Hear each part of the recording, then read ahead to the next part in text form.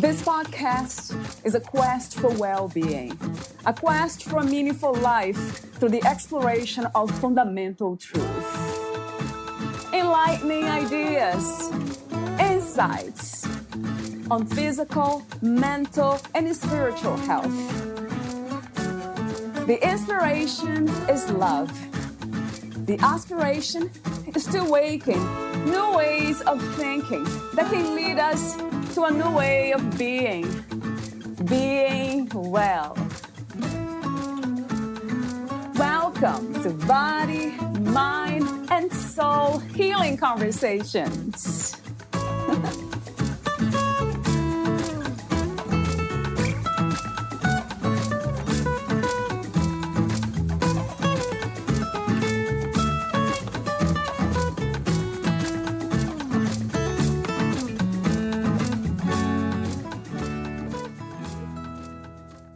It is possible to genuinely love the body you are in. It is possible to stop the insanity of yo-yo dieting and overeating. It is possible to feel normal again in regards to eating and thinking about food. Lemuela believes that we don't need to be told how to eat or how to exercise in order to feel good in our bodies. She believes that the key to a healthy body and feeling good inside of it begins within us. Being taught how to communicate with our bodies in a loving and kind way. Lemuela brings her readers to a new level of awareness about their mind, body, and spirit connection. She teaches her readers how to get in touch with their own knowing and gives them the simple tools for natural weight loss. Are you ready to connect with your own truth? What would your life be like if you loved your body? As a coach, Lemuela Christina guides her clients through specific steps to change the way they think about food and their body. It is not the food or our bodies that are the problem. It is the way we think about them.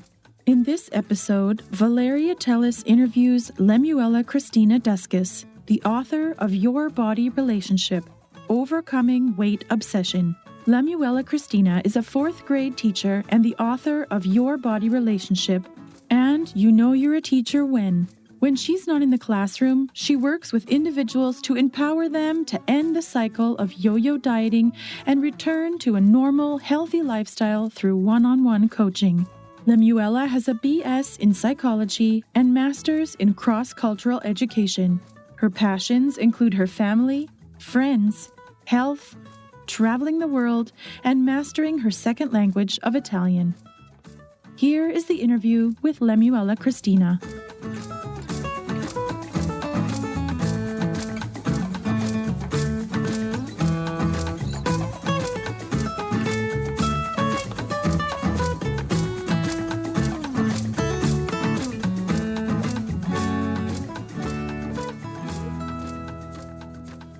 In your own words, who is Lemuela Christina?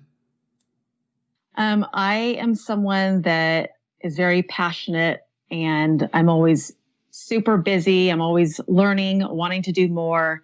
I really care about people and I focus every day on kindness. And I believe that kindness is the greatest gift that we can give to ourselves as well as to another human being. So true. Thank you.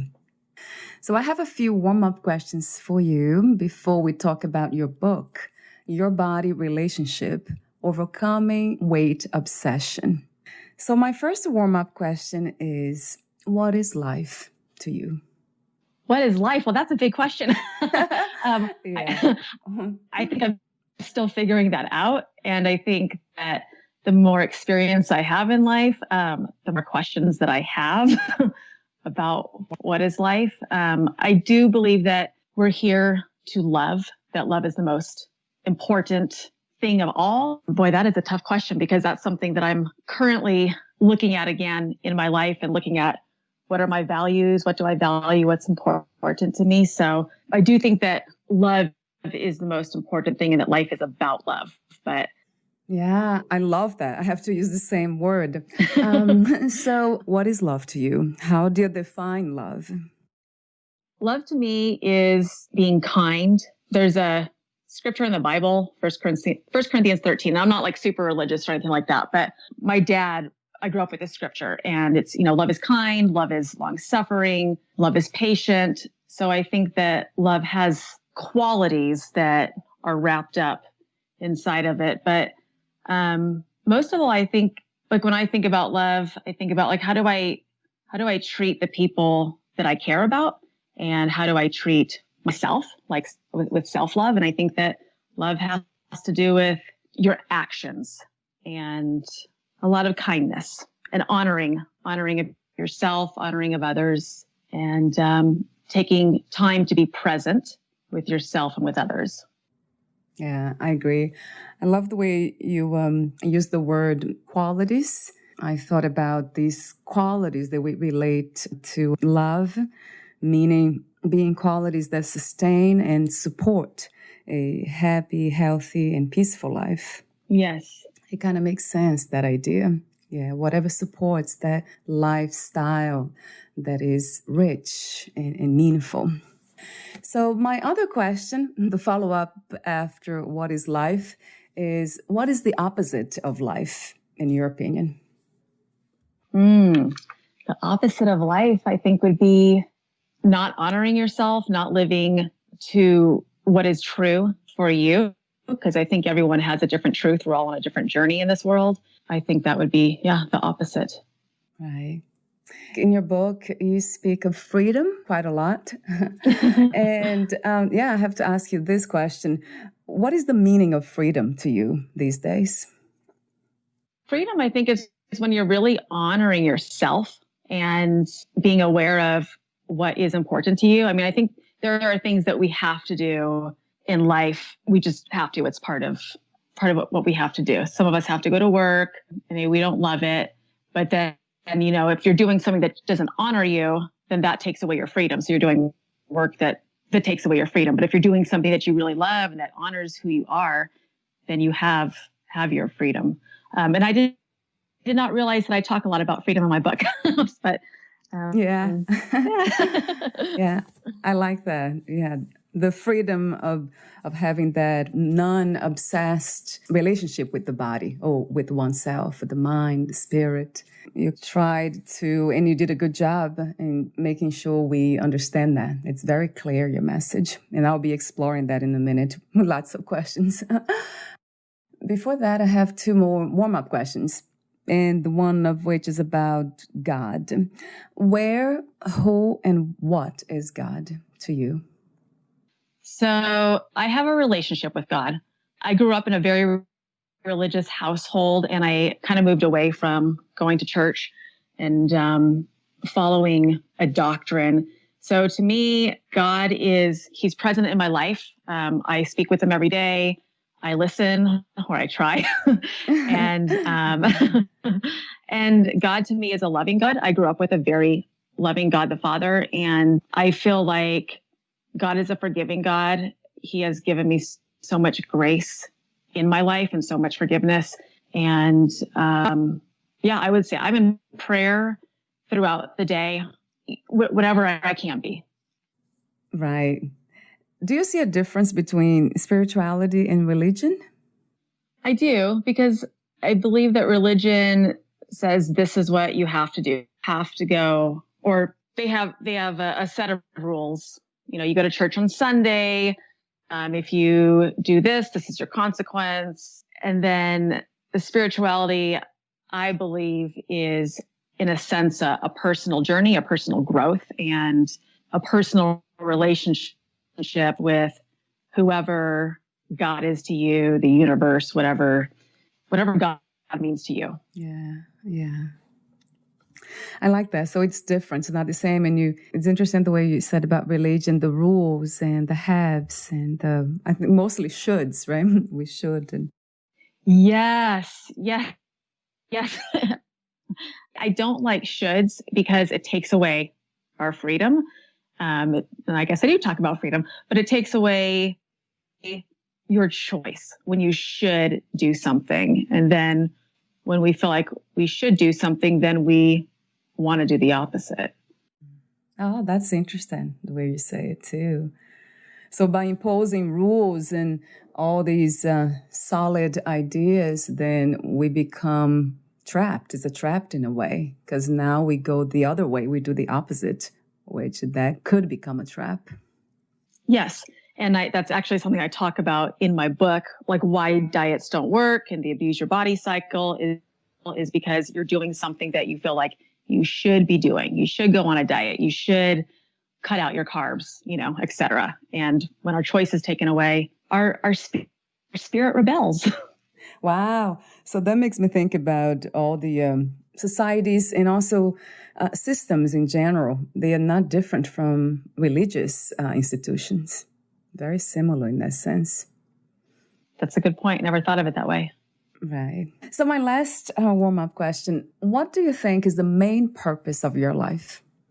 Wow, you've got all the good ones. Well, like I said, right now, I'm at a space in my life where I'm reevaluating things. So I don't really know if I have the answer to that because I am reexamining that. But I do know that I always come back to I'm here to love and I'm here to be kind and to do my best and to share my gifts with other people. I have this work that I do, and then I'm also a teacher. I work with elementary kids as well. And so I believe those are my two gifts. And so for right now, that is my purpose. Yeah, I love the way you talk about kindness throughout your book. And I'll be asking questions about self-love. But this is what are you speaking of? Self-care, self-love, and also spiritual awareness. You speak of the soul, the spirit. So yeah, let's get to it. What was the inspiration, intention, and the process of writing your book, Your Body Relationship, Overcoming Weight Obsession?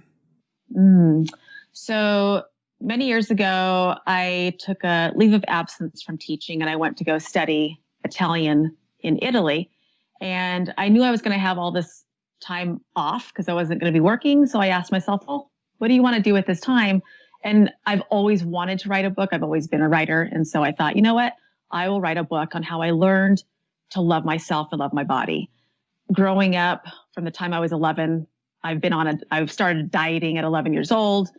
And so for a good solid 20 years, I literally hated myself and I hated my body. And through a lot of different experiences and exploration and 12-step program and counseling and therapy, I learned a lot of different tools along the way on how to make peace with food and make peace with my body, and not just make peace, but genuinely love my body and who I am as a person. And so I wanted to share that. Yeah, and you have a beautiful story, very inspirational. I love your honesty too. You're so honest. Thank you. I know you wrote something about the truth that's beautiful. I have it here somewhere. Okay, we'll get there. But before that, let me start from what I have written here from the beginning for this conversation. I absolutely love the intro of your book where you say, just as you are. And in this section, you wrote a section. I don't have the entire passage, but I have parts of it. So you said, there is nothing wrong with you. There never was anything wrong with you. There will never be anything wrong with you. You are perfect as you are. This is a very powerful statement that it's really something that most people have a hard time understanding. It's challenging for us to understand in general. So my question is this understanding that we are just perfect the way we are, connected to self-love, spiritual awareness, or both? I think both. And it really comes from the awareness of, from the time we're born, practically, we're taught to change ourselves. We're taught that, don't do this, don't do that, don't climb up there, don't eat that. You didn't do good on your homework. So those are all societal rules and societal, ideas that are pressed upon us. And then, we grow up with all these issues and we grow up feeling not good about ourselves when really there's nothing wrong with anyone, and we're made perfect. So that's what I believe. Yeah, and that's something that talk about a lot, beliefs, and most of them are false because they come from that idea, concept that we need to work hard, that we are not enough, and we should always yeah, that should word, Yeah. and pleasing others and all that stuff. So I'm just wondering if this could become another belief system, this idea that we are perfect as we are. I'm just wondering if this can become an understanding that, like in your case, it became a lifestyle. It's what do you live by? It's possible for this to become a knowing, where it's no longer a belief. It's a wisdom. It's that inner knowing. Well, I think that knowing can become an inner knowing once you put that into practice.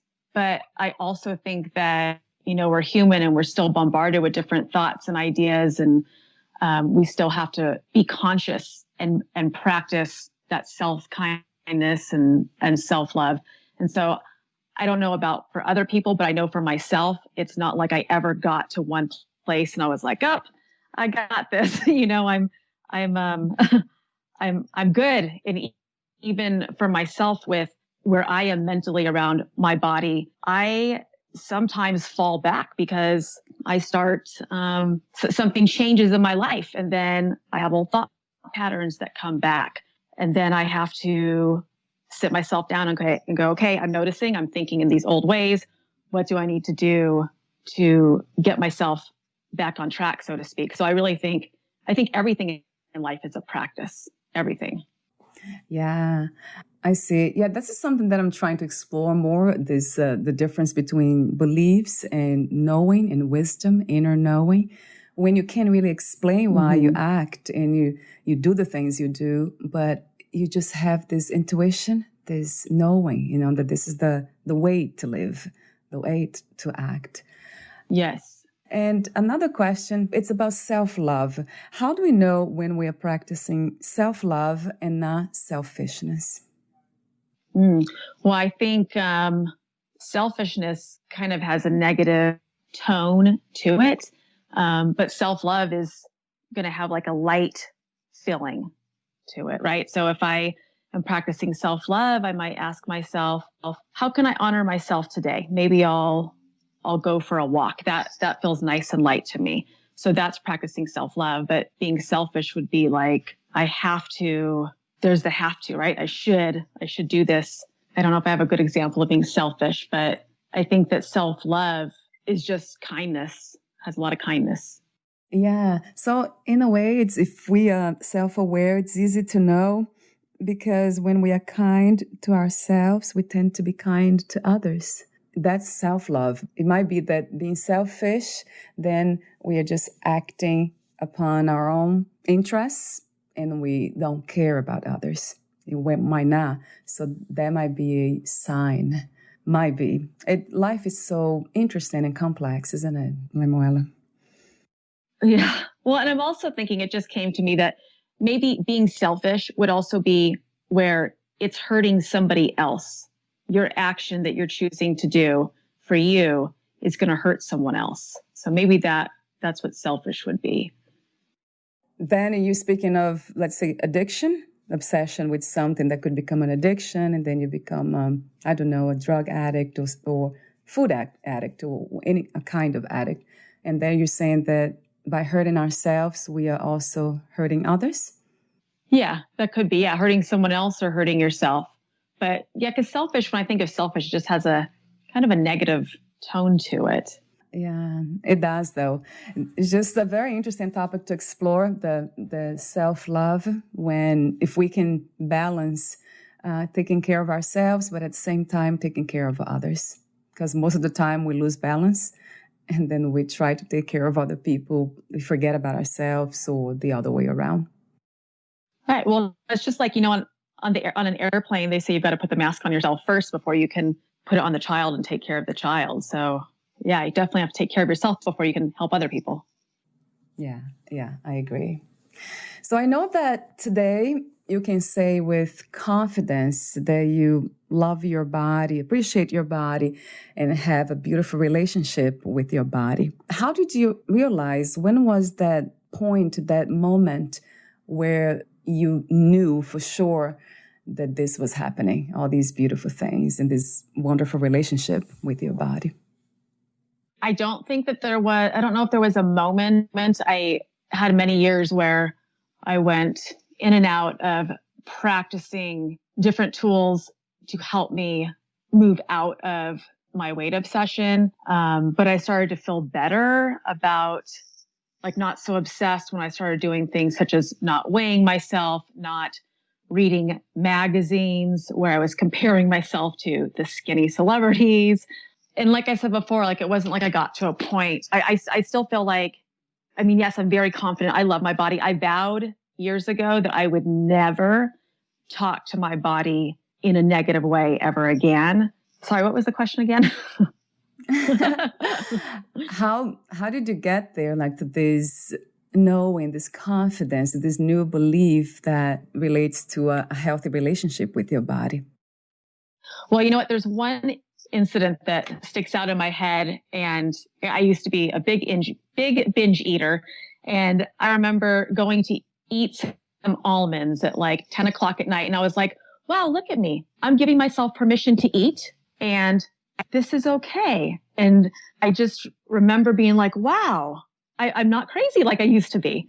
But like I said, there wasn't really like a time where I got somewhere. It's just been it's been a process, and I can't identify a time when I was like, oh, I'm completely free.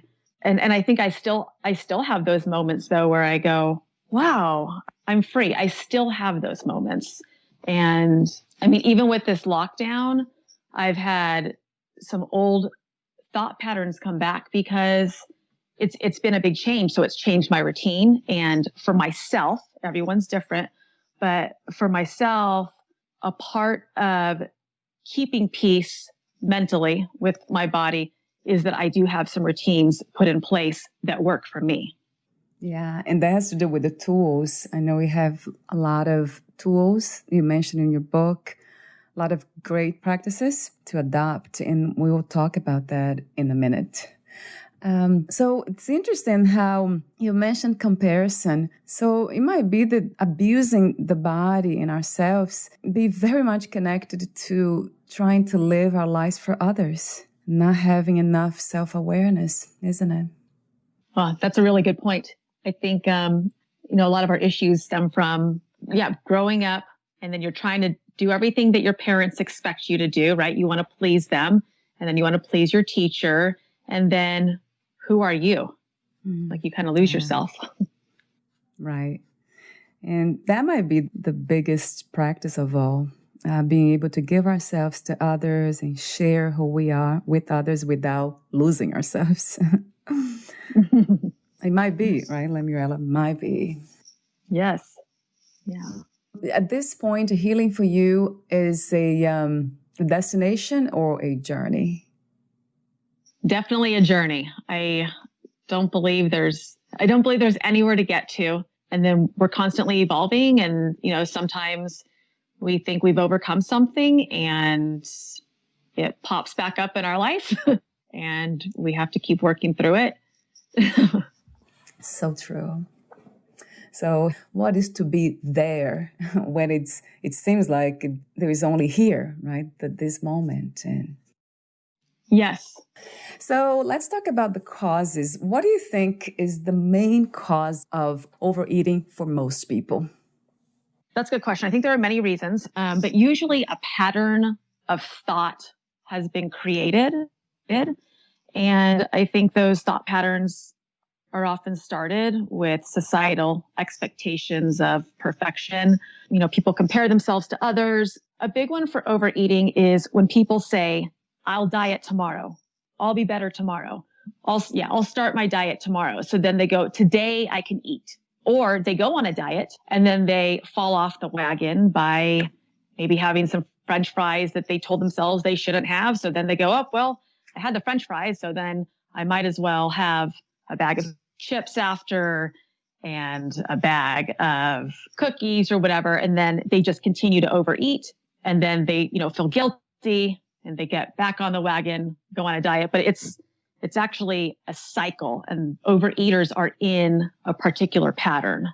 And then there's also trigger foods, which create overeating as well. Right. Yeah. Talk to me about that. What are they? So trigger foods are specific foods that when you start, you cannot stop. And Right. and I think almost everyone can relate to that to some degree with something. It's true. It's true. Whether it's, So true. ice cream or donuts or popcorn, I think it's different for a lot of people. But that is one thing that I learned when I was in Overeaters Anonymous 12-step program many, many years ago, was to identify my trigger foods, to actually make a list of what foods, if I start, I can't stop eating. And one of those foods was peanut butter. Like I could eat half a jar of peanut butter and I could not stop until I was pretty sick. So, but being aware of your trigger foods is important. And then you always have a choice of what you eat. You always have a choice. So I do not like to say, don't eat your trigger foods. No, you have a choice. But before you eat those, if you're going to choose to eat it, ask yourself, how will I feel after I eat this? By doing that, you bring awareness to the present moment and awareness to your choices. I love that, the way you use the word awareness, because that's powerful. When we are aware, then we can see possibilities. We can see choices. That's the space. It creates the space for that. I absolutely agree. Absolutely. So do you think that the overeating is actually an attempt to feel good emotionally? I don't have the answer to that question. I think that people eat or overeat for many different reasons. I do think there is some emotional component wrapped up in there for sure, but I don't know the answer to that. Yeah. In my case, it was the case when I used to not eat for a long time because of the training that I had, competition, all that fitness competition. And then after, I was eating everything. And it seemed like I was trying to make the body feel good because it was starving before for many months. And then now I was just doing the opposite. It was completely out of balance. Yeah. So like you were eating not so much for an emotional trauma or an emotional issue. It was more like you had all this restriction, and then all of a sudden the gates were open and you could finally eat. And it was like, the balance, like for every reaction, there's an opposite and equal reaction. Right, I think by right. Sir Isaac Newton. Yeah. Yeah. So it goes back to that balance thing. It might be awareness, and then awareness will bring us the choices that will lead to a balanced lifestyle. The other question I have, so let's talk about diet a bit more. Why do you believe diets don't work? I hate diets. I believe they don't work because it makes you wrong as a person, right? Like you're going on a diet because, first of all, you think there's something wrong with you, and it takes your choice away. So as human beings, we thrive on choice. And when we have choice, we're able to honor ourselves. But when you're on a diet and you say, I cannot have this, I cannot eat this, I can't go to this party because there's going to be food there. Well, then all your choice has been taken away, and now you're not honoring you. You've taken you as a person out of the equation. And I'd like to talk a little bit about the abuse your body cycle, because I really believe that when someone's on a diet, this is the cycle that they're in. And so what happens is they're unhappy with their body and their weight. So what they do is they go on a diet and they restrict their food intake. And without fail, at some point, they will fall off the wagon. Okay. Or they might also lose the weight, but they lose the weight and they go back to their old patterns of eating. So it's not a lifestyle. It's a cycle. It's not something they truly believed in. So when you go on a diet, are you really eating for what you believe, or is it something temporary? It's temporary. So you fall off the wagon, you lose weight, you go back to your old patterns of eating. So then the weight comes back, maybe some more, and then you feel awful. You beat yourself up emotionally. You're unhappy with your weight again, and you go on a diet, and then that cycle continues. And this is why statistics show that dieters end up gaining more weight over time than when they had originally started. And that is so true. Yeah. So if you're eating according to your belief system, if you have some good solid beliefs on, what's good for your body, then that becomes a lifestyle. You don't need to restrict anything. You don't have to punish yourself or reward yourself for losing weight or gaining weight, because your weight actually, it might fluctuate a little bit because that's natural, but it's not going to go big numbers up and big numbers down, because it's a lifestyle that you're living. Yeah. It's a more natural way of living. Yeah. And I like the word that you use for that cycle, abuse, that has to do with hatred. So we are not loving ourselves. It's the opposite. Right? Yes. Right. Exactly. It's very unkind. Yeah. So do you believe in intuitive eating? So intuitive eating is, I believe, where you check in with yourself. Is that correct? Yeah. Yeah. So I definitely do. I've never put like that name to it, but I always ask myself before I eat, body, what would you like to eat? So I ask my body, what does it want to eat? Because it is intelligent. And I've been laughed at before, like, you literally talk to your body? Yes, I do. It is alive, right? I'm the spirit in this body, but it is alive. I am not my body. So then the answer is yes, I definitely believe in intuitive eating. And with some practice, you get to become really good at being aware of, oh, my body doesn't want that. It's just a feeling that you get, or my body does want that. That does sound good. Yeah, I love that. But another question that I like to put with that is, how will I feel after I eat this? Because I think it's really important to be aware of, what if I eat this food, how am I going to feel physically after it? And how am I going to feel mentally? Because if it's going to make me feel guilty or bloated or yucky about myself, why would I choose to eat that? Right. It doesn't make sense, right, to make that choice when we know the results. Right. But many people they eat unconsciously, right? They eat what's there, or they eat what they think they shouldn't eat.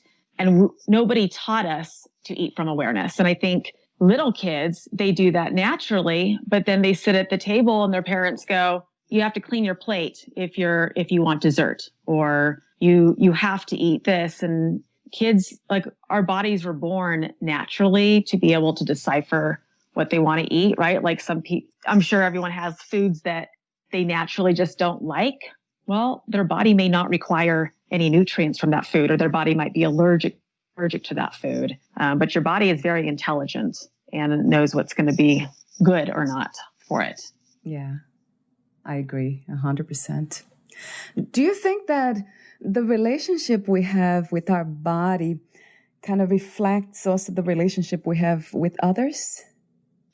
I don't think so. Just my opinion, because I was a very kind, nice person to other people, but I was very hard and mean to myself. I think that also comes from awareness. Nobody teaches us as children how to speak to ourselves. Well, there might be some more awareness in this day and age now, but like when I was younger, there were no lessons on, this is how to be kind to yourself. This is how to speak to yourself. This is how to honor your body and treat your body with love. I mean, yeah, okay, take a shower, etc. But we weren't consciously taught self-love for our body. And I think we've also been taught that our body and our spirit, we're one, we're all one, when really we're a spirit in the body. True. So let's talk about the tools. So you can choose the ones to explore and the most important ones. Okay. Well, I just want to say that if somebody wants to make some changes with their relationship with their body, or to stop overeating, I do want to say, consider making 1 or 2 shifts at a time, because little shifts go a long way in changing things. So I'll just go over some of those tools that you could choose. You could choose one or two. You could choose them all if you want. But like I said, small shifts make big changes. So one tool is to be present with your food when you eat. That will definitely help to stop overeating. I always suggest sitting down to eat. Sitting down with your food, look at it, be grateful for it, thank your food. It is a gift and it's nourishment and it's what keeps us alive. So you can literally talk to your food and thank it. Oh, I love that. Yeah, so definitely being present. Also educate yourself on the foods that you eat. So, like you said, I talk a lot about your beliefs in the book and so educate yourself. Is the food that you're eating, is it good for your heart? Is it good for your eyes? Is it good for your lungs? Does it have vitamins that are going to be good for you? Or does it contain MSG or aspartame, which if you Google it is not so good for your body, but look at how is this food serving you? So I would say educate yourself as well.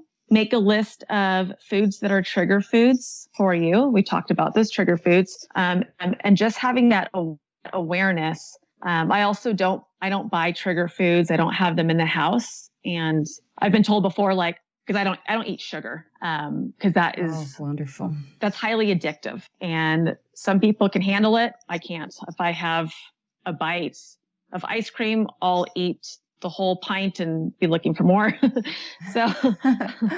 But yeah, so make a list of your trigger foods and know that if you choose not to eat your trigger foods, you're not depriving yourself of a food. You are actually gifting yourself freedom from not feeling guilty and from not feeling yucky for how you feel after you eat those foods. And then another tool that is, for me, it's one of the most important ones, and I've already talked about it, but is asking before I eat, how will I feel after I eat this physically and mentally? That's, it just brings a lot of awareness. Yeah. That is a powerful, method. Wonderful, wonderful tool. You call it, wonderful. I agree. And then one more thing is that another tool is to forgive yourself for what you would do anyways. So let's say you binge and you overate. Give yourself some grace, give yourself a hug, give yourself some love, and forgive yourself. I think that I don't know if I should say I know I can be very hard on myself. And that's where that kindness comes in, and just being aware of your own thoughts and how you're talking to yourself. And then also give yourself permission and choice. Like I said before, when we're told we can't do something, we think we want to do it. And I learned long time ago, an author, her name is Janine Roth. She has a book. If you're going to eat at the fridge, pull up a chair. So it's like, well, wow. if you're going to do it, give yourself permission. And what happens in giving yourself that permission is the fight falls away, because, well, you can do it. Go ahead. It's okay.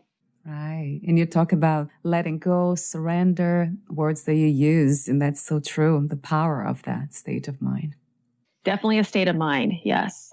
And then just a couple more tools that I want to share is that throw out your scale. Weighing yourself does not make you feel good. All you're doing is measuring yourself by a number on a scale, and it contributes to the abuse your body cycle, because you're judging yourself every time you weigh yourself, and then stay out of the mirror, judging yourself in the mirror, and stay away from where you notice you're comparing yourself. For example, for me, it was always magazines, comparing myself, and so stay away from that. Right. Question that comes to mind is about inspiration and admiration. How do we balance comparison? So we are not comparing in the sense of judging ourselves, but comparing in the sense of trying to improve ourselves. When we see people who are in great shape and they are doing the work of exercising every day and all that. Well, I think that you would have to know someone's journey, whoever you're looking at. You don't really know what their experiences are. And, but I think that if you see someone that you admire, you could bless them and go, send them a blessing, or you could ask yourself, what would it take for me to exercise in a way that would be honoring to my body. But I still think, looking at other people, that's still, I think you can admire people for their beauty, but I think it's a fine line between comparing and judgment. Yeah, you see, sometimes not just the physical beauty, but let's say the abilities, the physical, the talents, like athletes, they are highly admired and followed and worshipped in a way in almost every society. So I'm just wondering when, you said there's a fine line in admiring these people, but at the same time, honoring yourself, not trying to be like them. Well, and I think also that, because you said something, I think there's also a difference between looking at the qualities that person possesses versus looking at their physical appearance, right? Because if you're looking at their qualities, then you ask, okay, what do they do in their daily life to get there? They do a lot of practice every single day, right? So True. Yeah. True. Yeah, no, you're right. It goes back to the holistic approach to everything. So we are not disconnected now, just looking at one thing, parts of life, parts of human beings, but trying to understand the story, the practices, what made that person do what they are doing, be the way they are. Yes. Yeah, I love that. Yes. Yeah. That's true. And I also love something that you said. I wanted to understand more about it because it was so interesting to me. If I can find it here, I think you said something about seeing our last meal, seeing every meal as if it was our last. Well, if you're a constant dieter, most people are going to start their diet tomorrow or on Monday, but they're always starting in the future. So every meal they're having this is my last meal. And this also actually contributes to overeating because they're like, oh, I'm going to eat everything I can right now. This is my last meal before my diet tomorrow. And then the next day they quote unquote blow it at breakfast or whatever. And then at lunch or dinner, that's their last meal before their next diet. So this is also why I think it's very important to be present with your food, because this is the meal that you are having right now. Yeah, it's the only one you've got, because the other ones are in the past and you can't do anything about the ones in the future. It's true. So it goes back to that practice of awareness, of presence. I love that because that really opens that, makes us recognize the space that we have more choices. That's so true. And not get caught up in cycles. You call abuse the body cycle. You also have the love the body cycle, which you have been describing some of the practices, right, for that.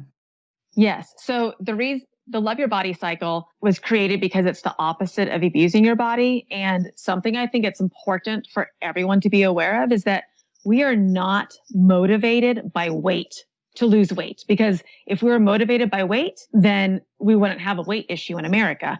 So what we're actually motivated by is love.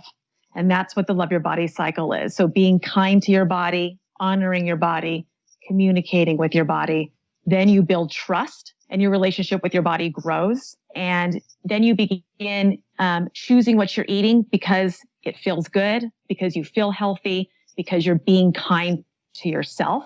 And that's what we're motivated by, is love, not by weight. Yeah. And wow, and that is so true. You said something in your book, you say something about, that people motivated by, you said in the end, we all just want to be loved. This is what people are striving for when they are trying so hard to look a certain way. And that is so true. And then you say something like, love comes from within us. And that is so, so, so true. And from my experience, it seems very much that comes from the balance, because it starts with ourselves, but then that relationship with our body, our mind, spirit expands, and now we can share with others that love that we want, but is by giving first, in a way, to ourselves, right? Yes. And it's a journey, and it's not about doing any of it perfectly. It's just putting into practice every day what you can and doing your best. Yeah, that's part of the self-love journey, right? For sure. Yeah. Yeah. Would you like to add anything or read a passage in your book before I ask you my final questions? No, I think I covered a lot of what's in the book. Yeah, wonderful. Thank you so much for what you do, Lemuela. Beautiful work. Thank you. And so my final questions are, how do you define success? What is to be successful in your opinion? I think success is figuring out what is important to you in life. Is it travel? Is it having a family? Is it being a high-powered entrepreneur? I don't know.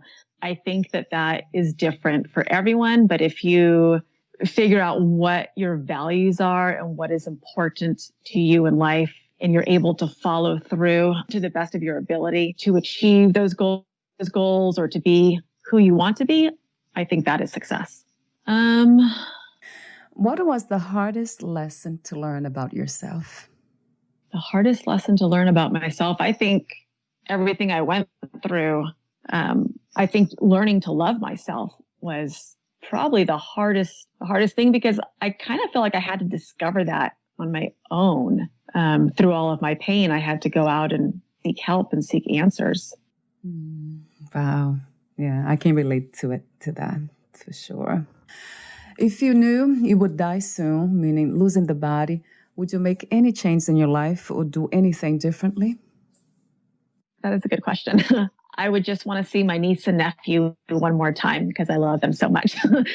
I love my family, but I don't think I would make any changes because all of my choices have taken me to where I'm at. And I've followed my heart in the last 10 years. And I did things that were, I guess, out of the norm. Like in the middle of my career, I quit teaching and went and lived in another country and studied Italian and wrote a book. And I honored myself, and it wasn't, normal to do that. But I look back on that experience, and to me, that is success. That was success because I honored myself. Yeah, absolutely. Do you believe in life after death? Absolutely. What kind of life? I don't know what it's like over there, but my father has crossed over, and I've had a lot of interactions and a lot of signs. So for me, absolutely, without a doubt, but I don't know what I imagine it's beautiful, but I also think maybe we keep growing and maybe we go on to different lives. I have no idea, but I most definitely believe that there's more than just this. Yeah, that's interesting. Yeah, right. I have a lot of conversations about this topic, but this is, what are 3 things about life you know for sure as of today? 3 things I know about life for sure. Well, one is that we are going to die. And another one is that love is the answer to a lot of problems. And the third that I know for sure is that we have choice in life. So no matter where we come from, I'm not saying everyone has equal opportunity of where they came from, but everyone has choice, has the freedom to make changes and choices in their life to move them in different directions. Yeah, that's so true. Thank you so much, Lemuela. It has been a genuine, peaceful, and meaningful conversation. Thank you for your wisdom and your presence. Thank you so much for having me. Where can we find more information about you, your work, books, services, and future projects?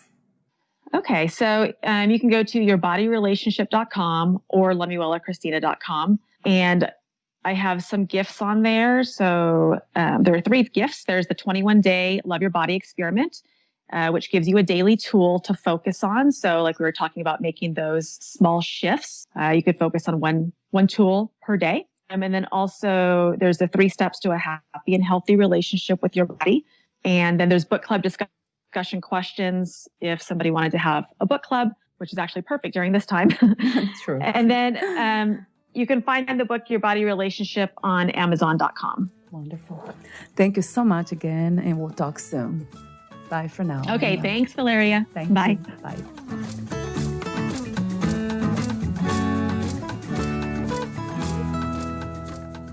Thank you for listening. To learn more about Lemuela Christina Duskus, please visit her website, lemuelachristina.com.